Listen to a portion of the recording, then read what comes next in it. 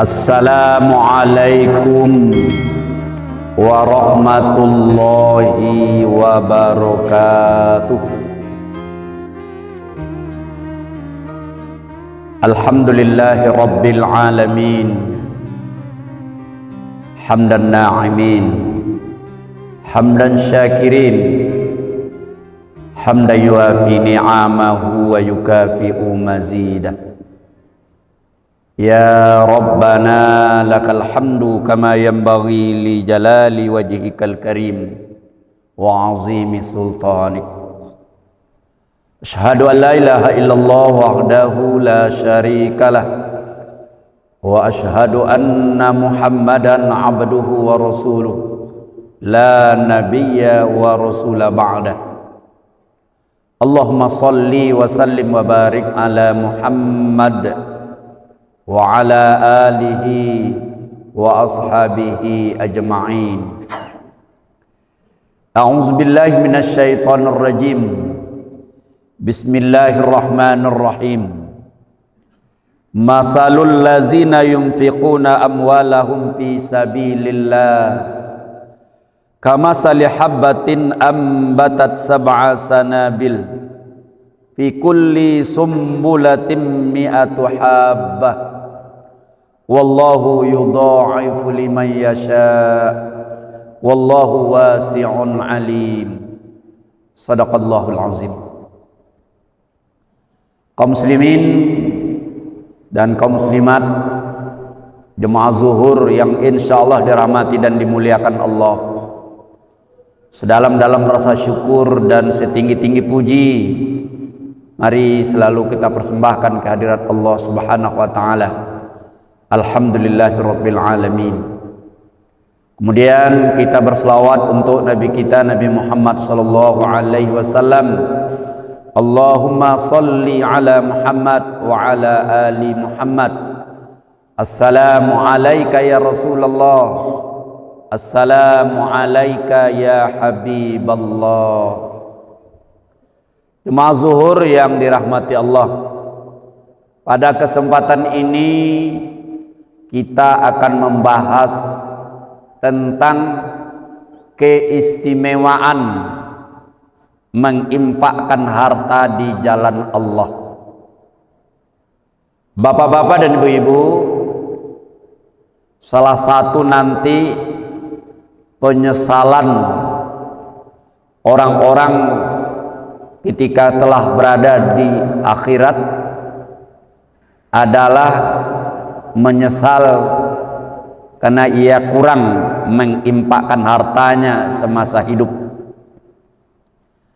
Bapak-bapak dan ibu-ibu, pada kesempatan ini kita bahas ada beberapa keistimewaan yang akan didapatkan oleh seseorang yang menginfakkan sebagian hartanya di jalan Allah. Yang pertama adalah orang yang menginfakkan hartanya di jalan Allah berarti ia mengangkat nilai hartanya. Jadi orang yang berinfak mengangkat nilai hartanya. Kalau kita lihat firman Allah dalam surah Al-Baqarah ayat 261, orang yang menginfakkan hartanya itu ibarat menanam satu biji, kemudian biji yang satu itu menumbuhkan sebatang pohon yang memiliki 7 tangkai dan setiap tangkainya akan berbuah 100. Ini gambaran bahwa ketika seseorang berinfak itu terangkat nilai hartanya sampai menjadi 700 kali lipat. Satu itu diangkat Allah nilainya menjadi 700. Ini ibarat orang mendepositokan hartanya, ya, ia depositokan 100 tapi nilainya 700 kali lipat. Ia depositokan 1 rupiah tapi ketika ia mendepositokan hartanya langsung nilainya diangkat jadi 700. Ini luar biasa.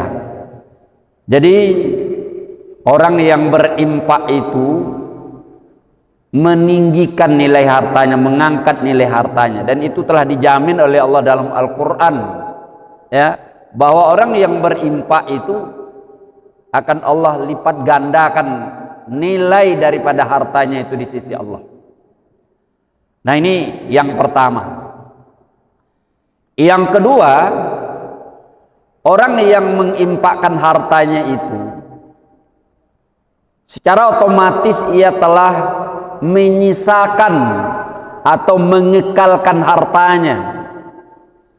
Bapak-bapak dan ibu-ibu, ini tanpa kita sadari kadang-kadang bahwa kita menganggap bahwa ketika kita menyimpan di bank atau ya menyimpan di suatu tempat yang aman, kita menganggap bahwa harta kita akan selamat, harta kita akan kekal, harta kita akan tersisa. Sebenarnya harta kita yang tersisa itu adalah yang sudah kita impakkan. Ya, harta yang sudah kita impakkan itulah yang tersisa. Yang lain itu akan habis. Yang lainnya akan lapuk. Yang lainnya akan hilang, akan binasa. Atau kalau tidak harta itu yang binasa, kita yang binasa. Jadi bapak-bapak dan ibu-ibu, kalau hari ini kita membawa uang ke masjid ini 100.000, lalu kita ambil 5.000 rupiah kita impakkan, maka jangan kira bahwa harta kita yang tersisa itu 95.000. Yang tersisa sebenarnya adalah yang 5.000 yang kita impakkan tadi. Kalau yang tinggal di dalam dompet kita atau di dalam saku kita itu tidak sisa, bahkan itu akan habis. Keluar kita dari masjid ini dalam perjalanan nanti ada saja itu, ya. Jadi yang tersisa itu yang mana? Yang kita impakkan. Maka kalau ingin hartanya banyak tersisa, ingin hartanya banyak yang kekal tidak habis, banyakkan impak, banyakkan sedekah. Karena yang tersisa itu adalah yang kita sedekahkan, bukan yang kita simpan, ya, bukan yang kita amankan di suatu tempat. Kalaupun harta yang kita simpan itu tidak habis, selamat dia, kita yang binasa. Hartanya selamat, kita binasa. Maka ketika kita sudah binasa, harta itu tidak lagi menjadi milik kita. Jadi kalau hari ini kita menyimpan uang di bank, ya, supaya aman menjadi milik kita selamanya, maka itu tidak akan menjadi milik kita. Katakanlah di bank itu aman, tapi ketika kita yang tidak aman, kita yang meninggal, harta itu tidak jadi milik kita lagi. Ya, harta itu statusnya sudah menjadi harta warisan dan itu hak daripada ahli waris kita. Ini yang kedua, sebuah keistimewaan yang kita tidak sadari kadang-kadang, bahwa pada hakikatnya ketika kita mengimpakkan harta kita, kita menyisakan harta kita, kita mengekalkan harta kita. Kemudian yang ketiga, keistimewaan orang yang mengimpakkan hartanya ialah orang itu merubah sifat atau status hartanya dari yang mesti ia jaga menjadi menjaga dia.